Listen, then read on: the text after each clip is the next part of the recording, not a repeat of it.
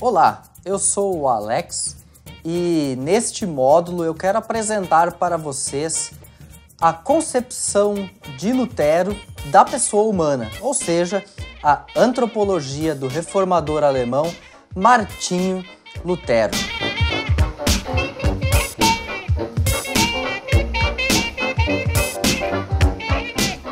Quero fazer esta minha exposição da antropologia de Martinho Lutero a partir de alguns dos seus principais escritos nos quais ele nos relata a respeito da sua concepção da pessoa humana. Lógico, muitas vezes nós temos nossos próprios preconceitos e conceitos daquilo que seria a concepção de Lutero a respeito da pessoa. Por exemplo, a gente já sempre ouviu falar de que o homem é uma pessoa em si mesmada. Ele utiliza muitas vezes, Lutero, essa formulação latina incurvato in se ipso, esse auto-encurvado, este ser humano que olha apenas para o seu próprio umbigo. Esse é um conceito já bem comum e conhecido de todos nós. Muitas vezes a gente também ouve falar a respeito do escrito de Lutero da vontade cativa, né, do cativeiro, da vontade humana, e nele nós temos o conceito de que o ser humano é incapaz de crer por si mesmo, incapaz de ter fé por si mesmo. Também temos a ideia, bem aqui talvez até mais conhecida de todos nós, a de que o ser humano é simultaneamente justo e pecador. Aqui não todo ser humano, mas especificamente falamos do ser humano cristão, da pessoa cristã, vista então como simultaneamente justo e pecador. Além disso, a gente tem ainda uma outra visão que também vem de Lutero, de que o ser humano ele é, ou aqui mais uma vez a pessoa cristã, ele é alguém livre de todas as coisas, ou seja, liberto por causa de Cristo, mas ao mesmo tempo ele vive esta liberdade cristã em favor do outro e por isso é também um servo de Deus e um servo de todas as coisas. Nesta primeira aula, vou então, como disse já anteriormente, repassar alguns destes principais escritos de Lutero. Claro, vou fazer aqui uma exposição rápida do que é o conteúdo destes escritos em relação ao tema da antropologia de Lutero. Não vou aqui fazer um resumo de cada um destes textos, porque eles tratam, muitas vezes é um comentário bíblico, como o caso de Gálatas, e aí vai ter uma série de outros assuntos que são importantes, mas que infelizmente não dá para tratar todos eles aqui nesta aula. Então, o primeiro texto, eu coloquei eles agora em uma ordem cronológica para facilitar o nosso entendimento, até por numa ordem cronológica é mais interessante de a gente abordar isso, de ver o desenvolvimento de Lutero com relação ao tema. Ao longo das aulas eu vou trazer outros textos mais antigos. Eu vou começar por 1520, o Tratado da Liberdade Cristã, mas é lógico, a gente já tem, e nas preleções de Salmos, no ano 1515, a gente já tem afirmações de Lutero com relação à vontade do ser humano, a capacidade cognitiva do ser humano. Esses a gente ainda vai tratar mais adiante nas próximas aulas. Bom, no Tratado da Liberdade Cristã, Lutero faz uma definição de o ser humano interior e do ser humano exterior. Ali ele ataca a ideia de que as obras elas possam ter alguma relação com a salvação. Ele questiona, por exemplo, se vestimentas clericais trazem algum tipo de santidade à alma da pessoa. A grande pergunta que se levanta neste contexto da liberdade cristã é se Lutero tinha algum conceito dicotômico do ser humano. Por que isso? Porque se ele tiver um conceito dicotômico do ser humano, então ele acaba desconectando as coisas materiais das coisas relativas à alma, as coisas espirituais, e com isso, ao falar de que o material não atua no espiritual, de certa forma o espiritual acaba também não atuando no material, e com isso acaba tendo algum certo prejuízo na relação entre as coisas desta vida e as coisas da vida futura, ou seja, da vida eterna, e aí, digamos assim, a fé cristã acaba talvez perdendo a sua relevância com relação à nossa vida aqui. A respeito disso, eu quero tratar nas próximas aulas também, a respeito se Lutero de fato tinha uma visão dicotômica, mas nesse escrito bem específico a gente vê uma forte ênfase de Lutero dizendo, aqui da Liberdade Cristã, dizendo que coisas externas, obras da lei, vestimentas, cultos, missas, sacrifícios, peregrinações, nada disso tem valor eterno. Nada disso influencia a salvação, a santificação do indivíduo. No próximo escrito que eu quero tratar, que é o De Servo Arbítrio, da vontade cativa, de 1525, neste texto Lutero trata mais com relação à vontade do ser humano, aqui não a vontade, aquilo que a gente hoje entende por vontade, eu tenho vontade de comer, vontade de beber, eu tenho vontade de fazer isso, vontade de fazer aquilo, mas da faculdade de tomar decisões, de fazer escolhas livres. Ou seja, a pergunta se o ser humano é determinado ou se ele tem livre arbítrio. Lutero, primeiro, ele faz uma pequena diferença, que na verdade é uma grande diferença, que é a seguinte: o livre-arbítrio existe apenas para as coisas chamadas inferiores. Ou seja, que roupa você vai usar, se você vai sair de casa nesta manhã ou não, que trabalho você vai ter na sua vida secular, que função você quer atuar na sociedade, que faculdade você quer fazer, o que você quer comer. Todas essas suas decisões cotidianas você tem pleno livre-arbítrio. Ele até diz que ele não gosta de usar a palavra livre-arbítrio, porque de fato apenas Deus teria livre-arbítrio, porque é a faculdade de tomar decisões sem qualquer influência de outro meio. E isso somente Deus teria esta possibilidade de tomar decisões plenamente livres. O ser humano tomará suas decisões invariavelmente sob a ação do pecado, sob a ação de Satanás. É invariável isso, de que nós, em nossas decisões cotidianas, mesmo nas mais simples, as tomaremos sob a influência do pecado. E aí, obviamente, com relação à salvação, Lutero diz: nós somos, então, como um cavalo, como um jumento, que ou é montado por Deus, e por isso guiado por Deus e conduzido à salvação, ou então pelo diabo, que nos guia conforme a sua vontade para praticar obras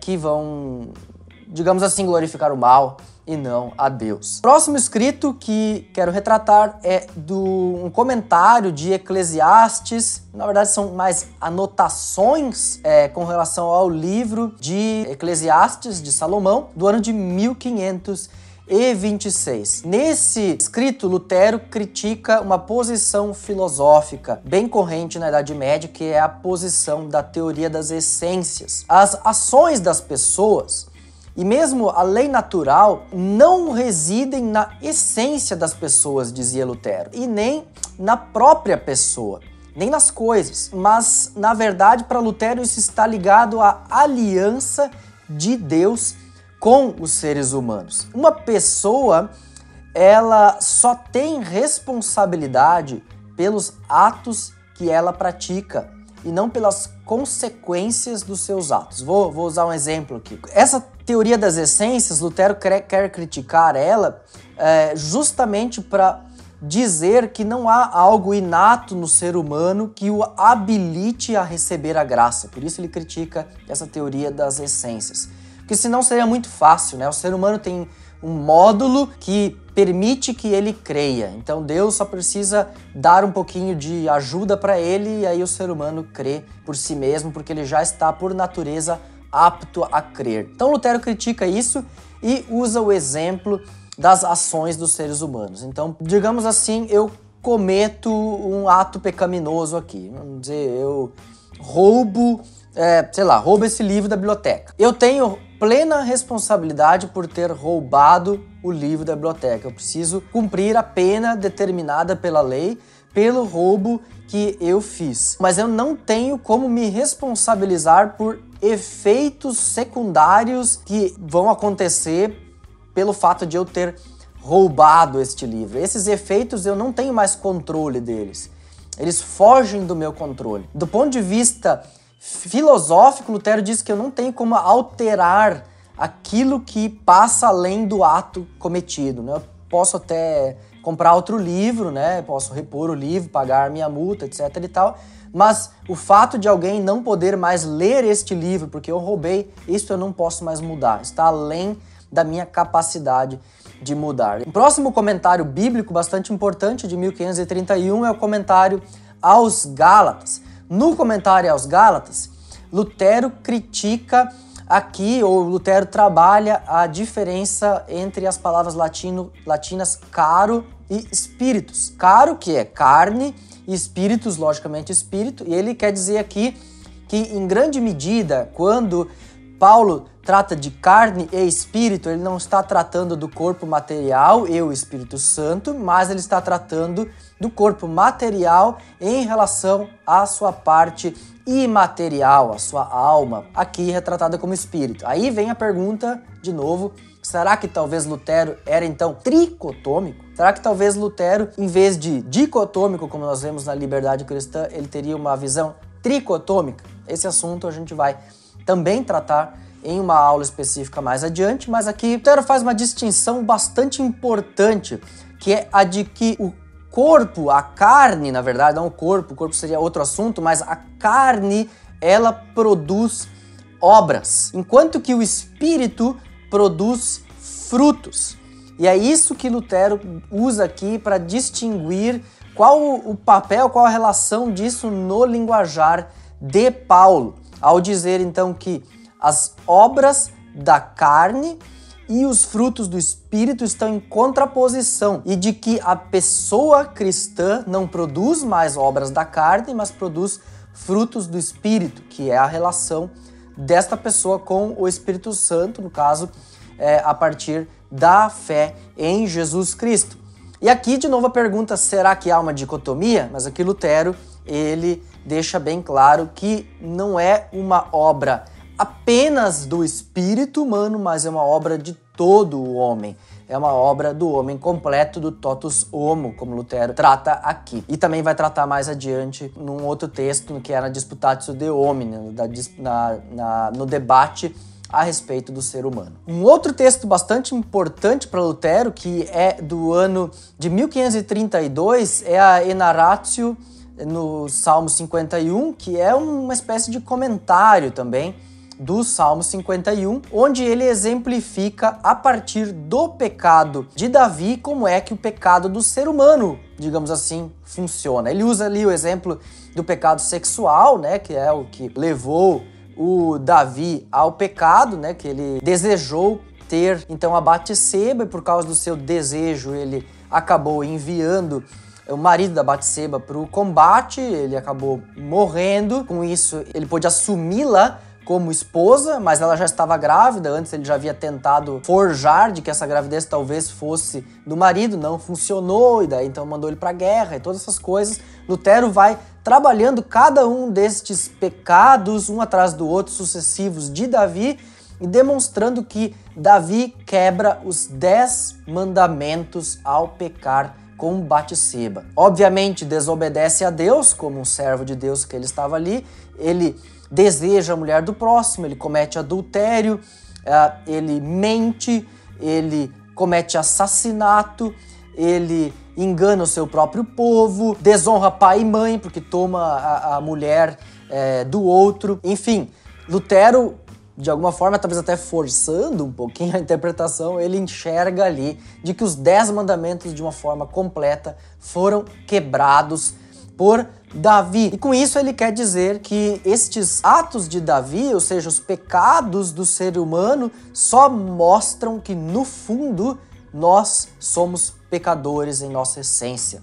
que nós somos plenamente pecadores, de que nós somos corruptos desde a infância, de que nós somos entregues às forças do pecado. Então ele critica com isso a teologia medieval, que dizia que o pecado havia tomado apenas parte do ser humano e que com o batismo, a graça infusa no batismo, o pecado original já seria retirado e aí sucessivamente a pessoa poderia ir melhorando eticamente e também se livrando do pecado na medida que ela participava dos sacramentos e da missa. Ele critica isso e diz, não, o ser humano é radicalmente entregue ao pecado e a natureza humana está plenamente chafurdada pelo pecado. Próximo texto é a Disputatio de Homine, de 1536, que é uma disputa, um debate a respeito do valor do ser humano. Ele é um debate mais filosófico, teológico, bem interessante esse texto, bem curtinho também. Ele é uma proposta, então, de antropologia teológico-filosófica. Por que digo isso? Porque em boa parte dos argumentos, Lutero parte da filosofia, depois ele argumenta com a Bíblia. Ele sempre usa isso. Ele argumenta primeiro com a filosofia e depois com a escritura. Mas, lógico, o ponto alto está em dizer de que Deus enxerga o ser humano através de Cristo Jesus na cruz. Ou seja, de que Deus enxerga o ser humano com misericórdia e graça e não com olhos de justiça. É lógico que aí, nesse texto, a gente vai ter informações muito importantes que a gente vai trabalhar ao longo deste curso, que são a respeito da razão do ser humano, do que pode a razão do ser humano, a respeito da própria concepção de imago Dei em Lutero, de qual é o poder do conhecimento humano, de como é que o conhecimento teológico da realidade nos permite ter uma visão mais realista das coisas. Tudo isso a gente vai encontrar neste texto que é a Disputatio de Homine, e eu quero dar ao longo do curso uma certa ênfase neste escrito. E o outro e último escrito que eu quero abordar e que traz uma série de questões importantes para entender a Disputatio de Homine é o comentário de Gênesis, do ano de 1535 até 45. Ele teve interrupções, ele foi escrevendo aos poucos, então por isso levou aí 10 anos para ser concluído essa interpretação do livro de Gênesis. Ele é, digamos assim, a base bíblica da antropologia de Lutero. Quando a gente vê uma afirmação dele acerca do homem, a gente precisa dar uma buscadinha rápida na interpretação de Gênesis dele para poder entender biblicamente aquilo que ele está afirmando ali na outra. É uma tentativa, digamos assim, de Lutero, nesse comentário, de construir uma ideia do que significaria a imagem de Deus, do que significa ter um mandato cultural. Ele fundamenta aí, então, a responsabilidade do ser humano para com a criação. Ele fala sobre a questão da política, da economia. Ele fala com relação à família, ao matrimônio, à sexualidade humana. Ele traz aí, digamos, um pacote bem interessante de como o ser humano foi criado por Deus e para que o ser humano está aqui na Terra e como ele deve agir. Isso é bem interessante, bem importante. E essa dimensão a gente também quer trazer para dentro do nosso curso. E por isso eu convido você a continuar assistindo às próximas aulas, onde vamos aprofundar e levar esse debate mais adiante. Conto com você, agradeço o seu tempo e até a próxima.